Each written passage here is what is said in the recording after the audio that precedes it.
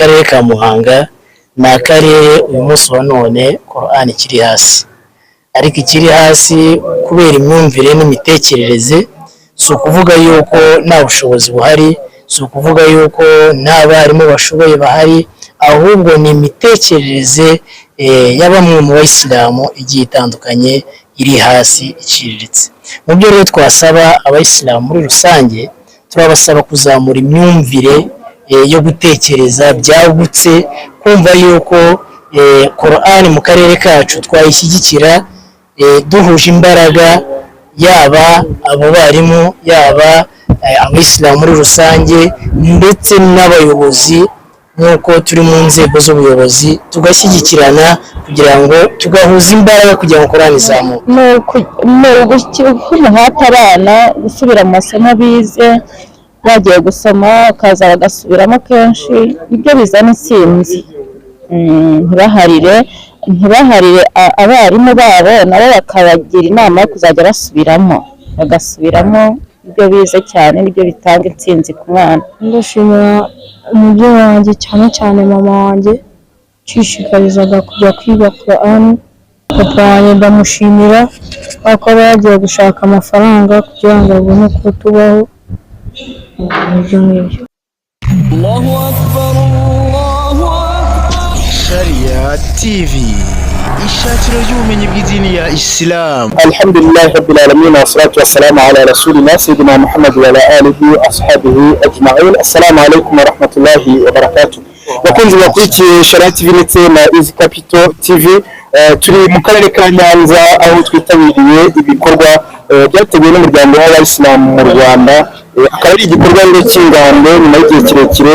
Iki gikorwa kitaba kubera icyorezo cya COVID-19 cyugarije isi ndetse kikaza no kugiraho ingaruka abaturage bo hirya no hino ku migabane igiye itandukanye. Nyuma rero y'icyo cyorezo, umuryango w'Abayisilamu mu Rwanda wongeye gutekereza ku bakunzi ba Quran ndetse inaza kubona yuko izi ngando zasubukurirwa mu karere ka Nyanza uyu munsi na Easy Capital ndetse na Sharia TV niho duhagaze. Iki gikorwa kikaba cyaratangiye tariki 27 z'ukwezi kwa munani, uyu munsi tariki 31 z'ukwa munani, tukaba tugeze ku musozo. Kuri kamera zacu dufiteho umwe mu bayobozi ku rwego rw'umuryango w'Abayisilamu mu Rwanda, ni Imam w'akarere ka Muhanga. Reka tuguhe ikaze kuri ibi binyamakuru byacu, tangire usuhuza abadukurikiye munabibwira. Assalamu alaikum wa rahmatullahi wa barakatuh. Alhamdulillah wassalatu wassalamu ala rasulillah sallallahu alayhi wa sallam wa ala alihi wa ashabihi wa tabi'ina lahum bi ihsani ila yawmiddin. Tugiye gushimira Allah subhanahu wa ta'ala amahoro n'imigisha ibisakare binahundagare ku Imana Muhammadi sallallahu alayhi wa sallam. Nkuko babinsabye, mu mazina yanjye nitwa Nsengiyumva Abdu, nkaba ndi imamu w'akarere ka Muhanga ndetse wandi n'umwarimu wa Quran mu shuri bita Madrasatul Wahda litahfidh al-Quran al-Karim ibarizwa mu karere ka Muhanga ku musigiti wa Nyabisindu. Natwe rero twaje kwifatanya n'abarimu n'abanyeshuri mu ngando ndetse n'amarushanwa ya Quran ku rwego rw'igihugu yabereye mu karere ka Nyanza. Mwabyumvise rero ko turi kumwe na Imam w'akarere ka Muhanga ndetse akaba ari umwarimu wigisha Quran, utanga uburere n'uburezi ndetse bijyanye n'idini yacu ya Islam. Muri izi ngando reka tugaruke cyane ku gice cyo kuba wigisha Quran.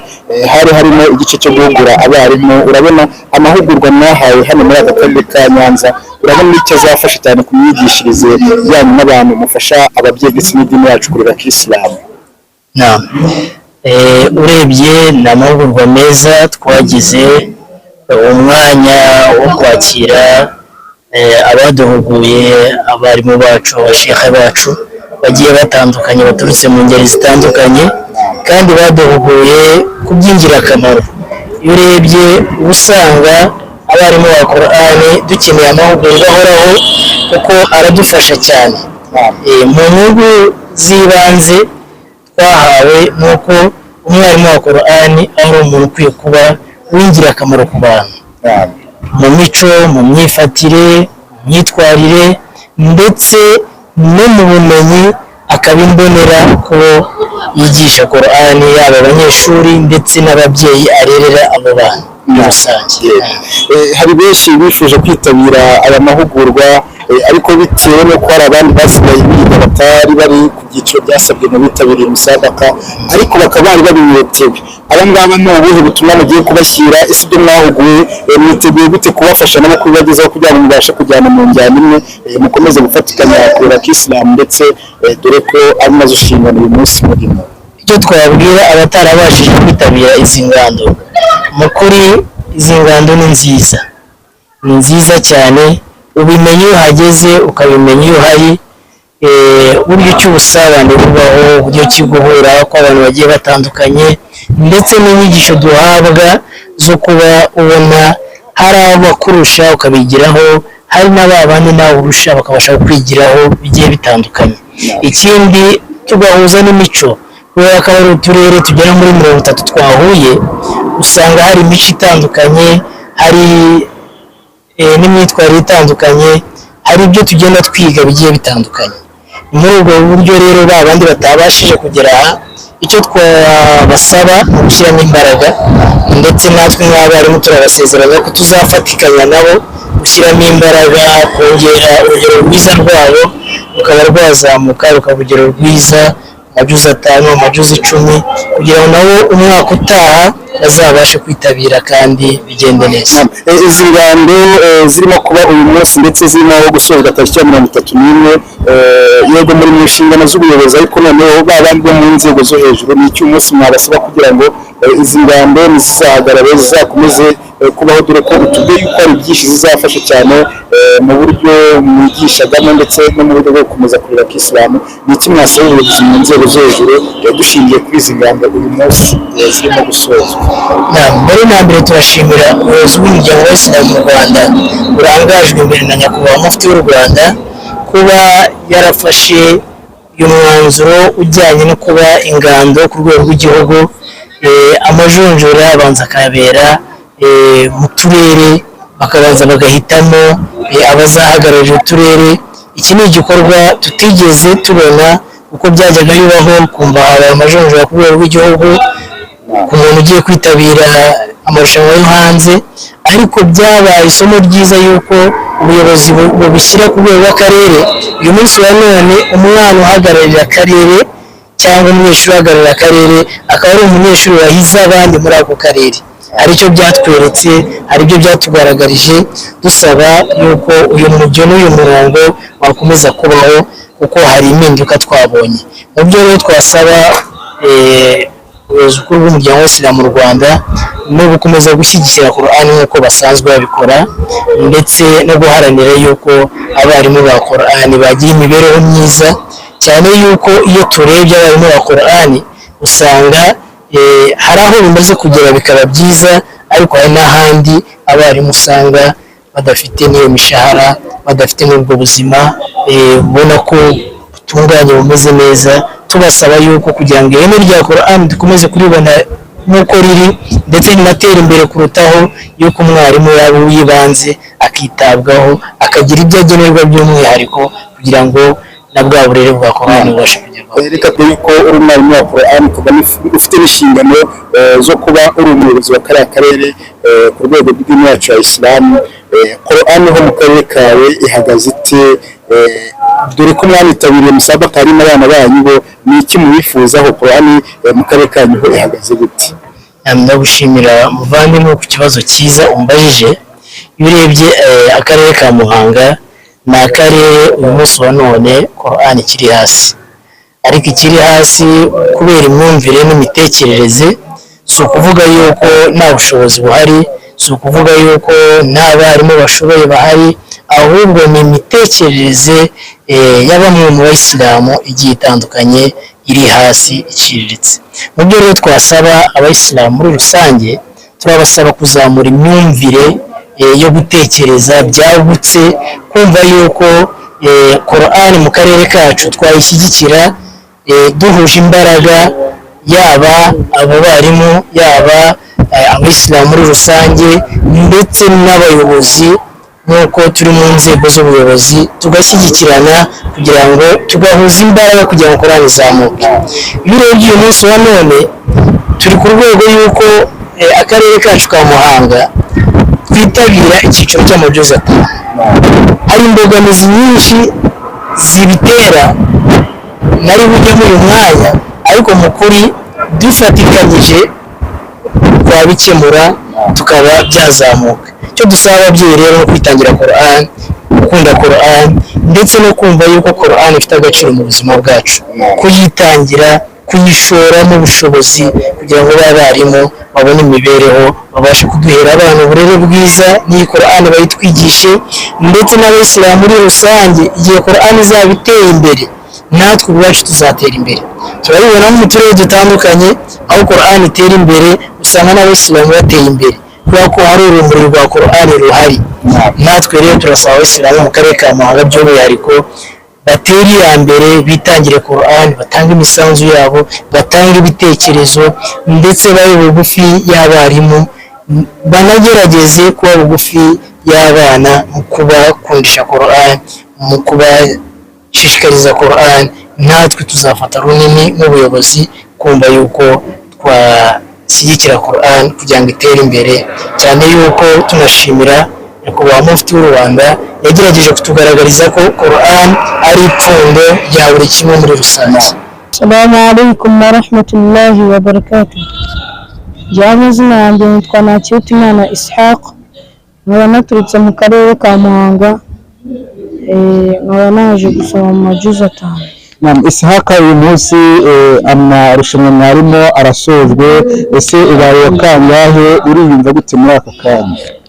Nabaye wa kabiri, ndumva nishimye cyane. Ubaye wa kabiri, ese ubu none intego zawe nk'umwana wa Qur'an zigiye kuba izihe kugira ngo tuzahure no mu yandi marushanwa agiye atandukanye? Intego zawe muri aka kanya ni izihe, dore ko amashuri ya Qur'an agiye gukomeza ndetse n'amashuri asanzwe?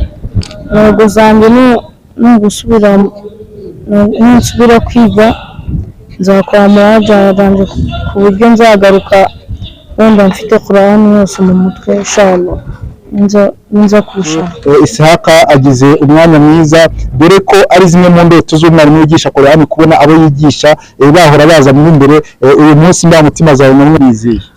Alhamdulillah, turashimira Allah kuba adushoboje bikagerwaho tutari tubyiteze. Icyo ni icy'agaciro cyane, turashimira Allah subhanahu wa ta'ala. Icya kabiri, turashimira umunyeshuri ku murava we, muri we buryo ki yagize umurava wihariye kugira ngo abashe kugera kuri ibi ngibi. Mbonereho no gushimira umwarimu we nk'uko wabivuze, ngenda umwarimu we, ariko mu by'ukuri ngenda umuyobozi w'ishuri, nkaba na imamu w'akarere ka Muhanga, ariko hari umwarimu we umukurikirana ku rwego rwa buri munsi, aho amwigisha bihoraho. Turashimira umwarimu we Nizeyimana Ismail, ugerageza kumuba bugufi, kumwitaho, kumukurikirana muri rusange. Ndetse turanashimira n'ababyeyi be bombi babasha kumuba bugufi, gushyiramo umurava kugira ngo abashe kuboneka ku ishuri, abashe kwitabira ishuri, abashe no kuba yakiga. Muri rusange mboneraho no gushimira abayisilamu mu karere ka Muhanga bashyigikira Qur'an, bagerageza gutera inkunga Qur'an. Nk'uko mubibona ntitwari tubyiteze muri aya marushanwa, na benshi muri twebwe ntabwo bumva ko byagerwaho, ariko turashimira Allah ubashije kuba yaduha ingororano nk'iyi ngiyi ku murava tugira muri rusange. Ishaq, ubutumwa ni ubuhe ku babyeyi bawe aka kanya ku mwanya wawe wa kabiri wegukanye amajuzi atanu? Ni iki wababwira? Washimira gute ababyeyi bawe? Ndashimira umubyeyi wanjye cyane mama wanjye nshishikarizaga kujya kwiga Qur'an, na papa wanjye ndamushimira kuko aba yagiye gushaka amafaranga kugira ngo abone uko tubaho. Reka tugushimire, twizere yuko tuzahurira mu zindi musabakati zigiye zitandukanye ndetse mu byiciro byo hejuru kandi uba n'uwa mbere. Uko muri kubibona rero, uyu ni mama Ishaq twakiriye. Reka tubanze tubahe ikaze musuhuza abadukurikiye ndetse munabibwire. Assalamu alaikum wa rahmatullahi wa barakatuh. Wa alaikum assalam wa rahmatullahi wa barakatuh. Yewe ni njye mubyeyi Isahaka, nitwa mu mazina yanjye bwite nitwa Ingabire Sabira. Naam. Yego mama Isahaka, uyu munsi indamutima zawe ni izihe? Uhagararanye n'umwana wawe agize umwanya mwiza, abaye wa kabiri mu cyiciro cy'amajwi 5. Uyu munsi w'umubyeyi indamutima zawe ni izihe? Ukuri indamutima zanjye ni umunezero urenze, nshimira Imana ndetse n'abarezi bamfashije bakadufasha uyu mwana akaba abashije kugera kuri uno mwanya.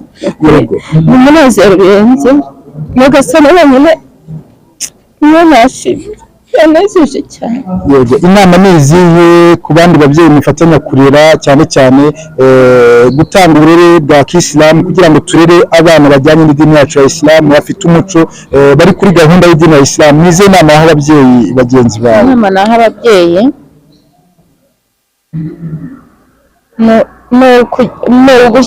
guhata abana gusubira mu masomo bize, bagiye gusoma akaza bagasubiramo kenshi, nibyo bizana intsinzi. Ntibaharire abarimu babo, nabo bakabagira inama yo kuzajya bagasubiramo ibyo bize cyane, nibyo bitanga intsinzi ku mwana, nibyo bituma umwana atsinda neza. Mama Isahaka, reka tubashimire kandi twizeye yuko Isahaka mukomeza kumukurikirana kugira ngo tuzahure nawe mu bindi byiciro bigiye bitandukanye, kandi twizeye yuko umuhati yagaragaje hano i Nyanza azarushaho tukabona no mu zindi musabaka zitandukanye mu mujyi wa Kigali n'ahandi arimo nabo wa mbere. Naam, shukrani. Reka dusoreze aho ngaha rero, bakunzi mwari mudukurikiye kuri Sharia TV ndetse na Easy Capital TV. Tubamire hano mu karere ka Muhanga, turi buze kuganira n'abayisilamu bagiye batandukanye, abayobozi bagiye batandukanye ndetse n'abana bitabiriye izi ngando n'abarimu, by'umwihariko kugira ngo dukomeze dufatikanye mu kubaka idini yacu y'Isilamu, kubera yuko iyi si tuyiriho n'abagenzi, ejo uzagenda nanjye nzagenda, ariko buri wese asiga itafari rye kuri iyi dini ya Isilamu kugira ngo turebe ko twazatabaruka Allah adufitiye impuhwe. Wassalamu alaikum wa rahmatullahi wa barakatuh.